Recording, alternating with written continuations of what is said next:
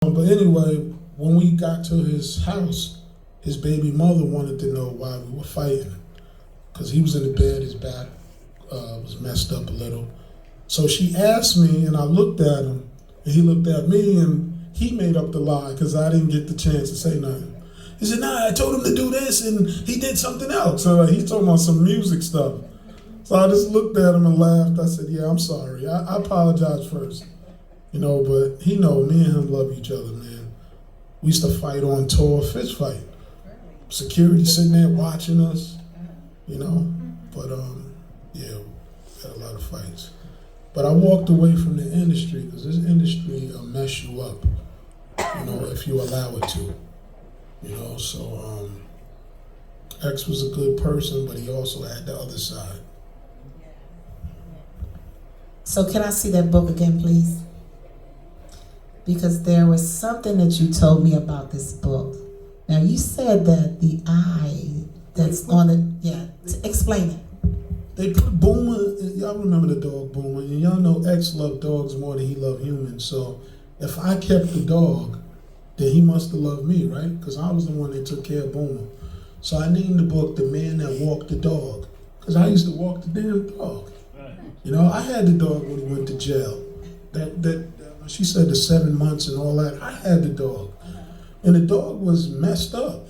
When the dog used to hear police sirens, he used to run around the house barking.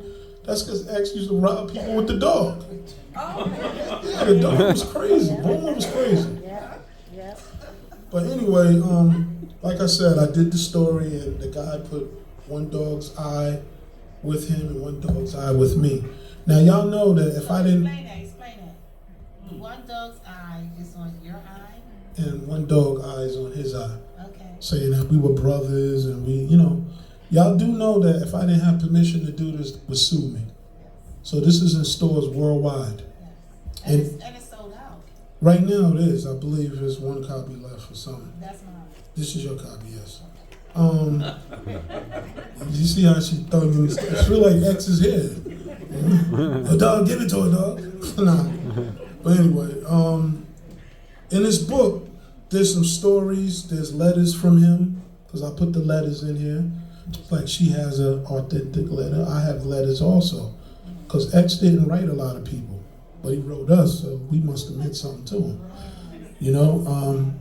And there's a young picture in here with me and Mary Blige. Because Mary was around us too. But after a while, Mary was mad at us because I'm sure you heard it on the internet. We made a song dissing her. Wow. Because we was a little mad.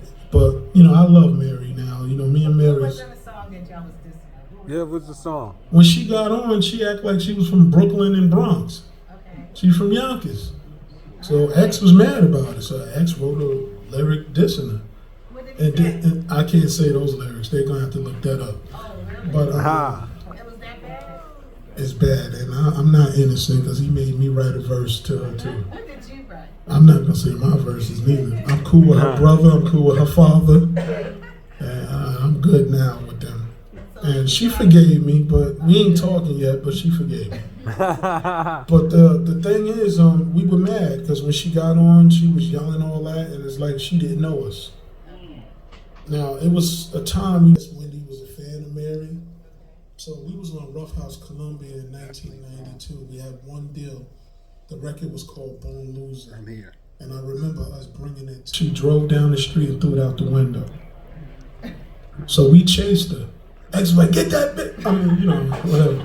We chased her for a little while, then we stopped, or whatever. Hold up, you was chasing Wendy Williams? We chased Wendy.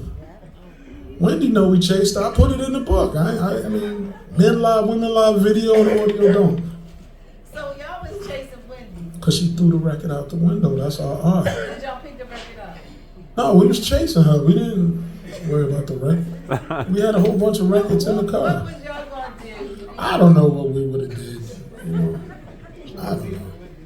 But she did throw it out the window. Okay. Now, recently, before he died, he was on a show with her. And they were talking about it, but Wendy kept trying to fade away. She said, that was that time, Earl. But yeah, she did that to us. Okay. Yeah. Yeah, so like I said, with X, we had that first deal, then we lost that deal because I think Nas was on that label. He put out a record called Halftime, and we got kicked off the label, and I'll tell you why. Shoot. It's in the book too. There's video on it too. Remember, we didn't have a deal yet. We was under Rough House Columbia. Remember, Rough House Columbia had Criss Cross and Tim Dog and people like that. But Marky D from the Fat Boys was also signed to that label. Do you remember that? I mean, he had a song called Swing That. I know the stuff, man, you know? But we did a show for Rosie Perez. So the show was over. We went outside. Rough House Columbia had a town car for us, and they had a limo for Marky D, just because he's fat. You know what I'm saying? So the driver said, "Are you D?" And X said, "Yeah, I'm D." So we took the limo. You know what I'm saying? So it was us, a group called Harlem Nights, a young Swiss Beats, because Swiss Beats is the nephew of the owners of Rough Riders. So Swiss was there, and we took the limo. I had a big guy this size right here. This is my security guard, Big Mel. Give it up for him. Big Mel. But I had a guy a little bigger than him drive with the driver. So we took the limo. Now, I think he got a call to come back because Marky D was mad that he had the town car.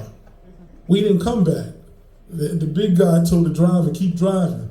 So X was like, yo, dog, I might be thrown off the label, so let's do a video or something. So we was doing videos in the back, and I got the footage. So we did videos in the back, doing shows and stuff, and then we started dissing Mary and everything. So it's video footage, but I keep that separate because I love Mary. You know, Mary went through a lot of stuff. Mary was around me. She went through a lot of stuff.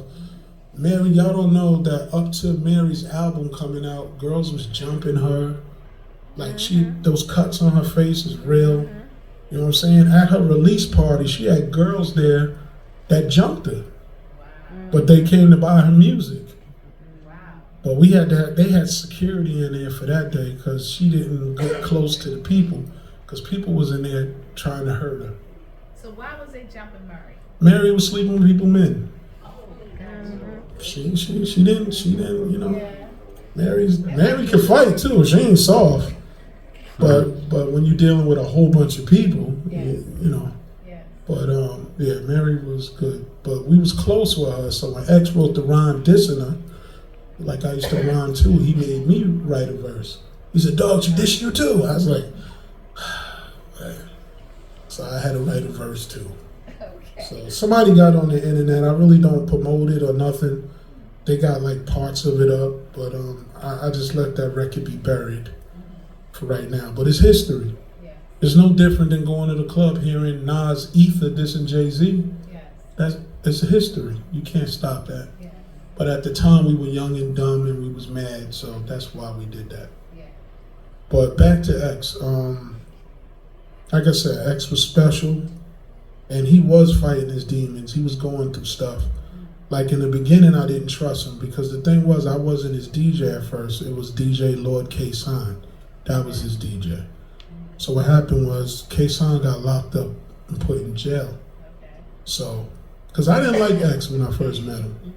K-Sign was my man. I never messed with X like that because X was coming to my youth parties, robbing people. He was doing crazy stuff, so I didn't like him. You know, but when K-Sign went to jail, X came to me and said, he knocked on my door. I'm opening the door like this, like, what? What do you want? Like, he said, where do we go from here, dog? Like, this guy. But then we started getting close once he told me his story. Like, a lot of people don't know with the drug stuff, this is why anybody in here that smoke weed and stuff like that, you gotta watch who's giving you something. Because X, that stuff was put in his weed. Some older guy put that in that weed. He was smoking woolies. It's no different what Wu-Tang was doing. Wu-Tang was vocal about it. They didn't care. Raekwon, remember? Raekwon said, cracking, you made my eyes bleed. He don't care. But anyway, X was, that's how he got introduced to that. And then he said it was a different feeling and he liked it. So when he used to smoke regular weed, he didn't like it. It used to get him sick. So he had to put that in there. Now, did he ever get high in front of me? No, he kept that stuff away from me.